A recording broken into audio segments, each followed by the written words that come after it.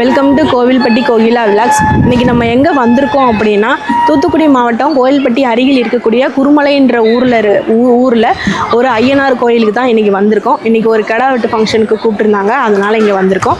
இந்த ஐயனாரோட பேர் வந்து பொய்யாமொழி ஐயனார். நல்ல பிரம்மியமான ஒரு இயற்கையான சூழல், சுற்றி மலை, சுற்றி காடுகள், அப்படின்னா 2 பேர் 3 பேர் சேர்ந்து பிடிக்கக்கூடிய அளவுக்கு பெரிய பெரிய மரங்கள், ஒரு இயற்கையான சூழலை இங்கே வந்து அமர்ந்திருக்கிறாரு. இந்த கோயில் வந்து ஜமீன் காலத்தில், எட்டயபுரம் ஜமீன் காலத்தில் கட்டப்பட்டதாக சொல்லப்படுறாங்க. ரொம்ப அருமையாகவே இருக்குது கோயில். இப்போ வந்து இது வந்து ஒரு 4500 ஏக்கர் உள்ள ஒரு காப்பு காடு.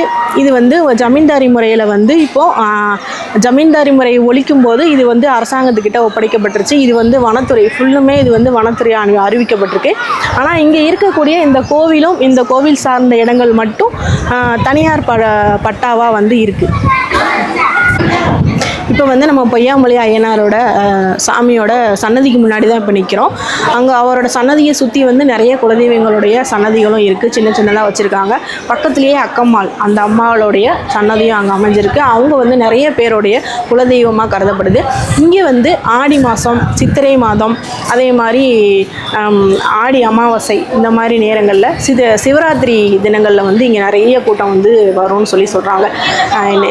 விலங்கு கூட இடம் இருக்காத அளவுக்கு சிவராத்திரி அன்னைக்கு இங்கே வந்து நிறைய கூட்டம் வரும்னு சொல்கிறாங்க. மித்த நாட்களில் வந்து ஒரு ஈக்காக்கா கூட இங்கே நம்ம பார்க்கவே முடியாது. அந்தளவுக்கு ரொம்ப அமைதியான இடமா இருக்கும். அதே மாதிரி சித்திரை 1ஆம் தேதியும் இங்கே வந்து நிறைய மக்கள் வந்து பலதரப்பட்ட சமுதாய மக்களும் இங்கே வந்து ஐயனாரை வந்து வழிபட்டுட்டு போகிறதா நம்ம வந்து பார்க்குறோம்.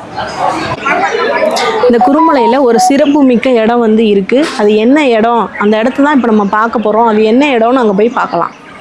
குருமலை ஐயனார் கோயிலில் இருக்கக்கூடிய முக்கியமான இடம் அப்படின்னு சொன்னோன்னா இந்த ஊற்று தான், அதாவது சுனத்தண்ணின்னு சொல்லுவாங்க. இது வந்து வருஷத்தில் 365 நாட்களும் வந்து இங்கே வற்றவே வற்றாது. இங்கே சுற்றுப்பட்டு கிராமங்களில் இருக்கக்கூடிய மக்கள் எல்லாருமே அவங்களுடைய தண்ணி வறட்சி காலங்களில் இங்கேருந்து தான் வந்து தண்ணி எடுத்துகிட்டு போய் குடிக்கிறாங்க. இங்கே தண்ணி வந்து எங்கே இருந்து வருது அப்படின்றதே தெரியாது. இந்த தண்ணியோடைய டேஸ்ட்டு பார்த்திங்கன்னா ஒரு இரும்பு சத்து கலந்த ஒரு நன்னாரி வேரில் ஊற வச்ச தண்ணி எப்படி இருக்குமோ அதே டேஸ்ட்டில் இருக்குது. இப்போ வந்து காய்ச்சல், இந்த மாதிரி சின்ன சின்ன சளி, இந்த மாதிரி வியாதிகள் இருந்தாலுமே இந்த தண்ணி குடிக்கும்போது நம்மளுக்கு வந்து குணமடையுது. மெதுவாக தான் போகணும், வேகமாக போனோம் அப்படின்னா இந்த தண்ணி வந்து கலங்கிருன்றதுனால மெதுவாக வர்றேன். இதனுடைய வேரில் தான் வந்து இந்த தண்ணி வந்து வருது.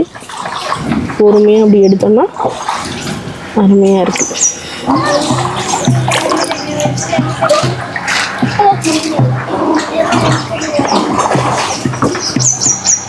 ரொம்பவே அருமையான டேஸ்ட் இந்த தண்ணி.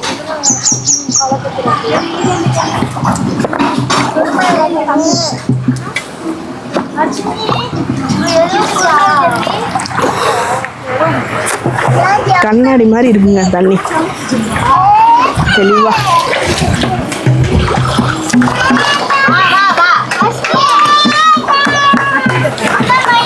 குருமலை கோயிலில் சுனைக்கு பக்கத்தில் இருக்கக்கூடிய கோவில் இது வந்து. இங்கே வந்து வனதேவதையாக நினச்சி இங்கே வர்றவங்க எல்லாருமே வந்து விளக்குகள் ஏற்றி வழிபாடு செஞ்சுட்டு போகிறாங்க. இது வந்து குருமலையில் இருக்கக்கூடிய பொய்யாமொழி ஐயனார் கோயிலோட தீர்த்த குளம். இங்கே இந்த தண்ணி எங்கேருந்து வருது அப்படின்னா, நம்ம அங்கே வந்து ஒரு சொனை பார்த்தோம் பார்த்தீங்களா, அங்கேருந்து இந்த தண்ணி வந்து வருது. 365 நாளும் வந்து இங்கே தண்ணி இருக்கும். கோவில்பட்டி, தூத்துக்குடி சுற்று வட்டார பகுதியில் பார்க்கும்போது இந்த குளத்தில் வந்து எப்போதுமே தண்ணி இருக்கும். இங்கே தாமரை வந்து எப்போதுமே பறிச்சுட்டே இருப்பாங்க.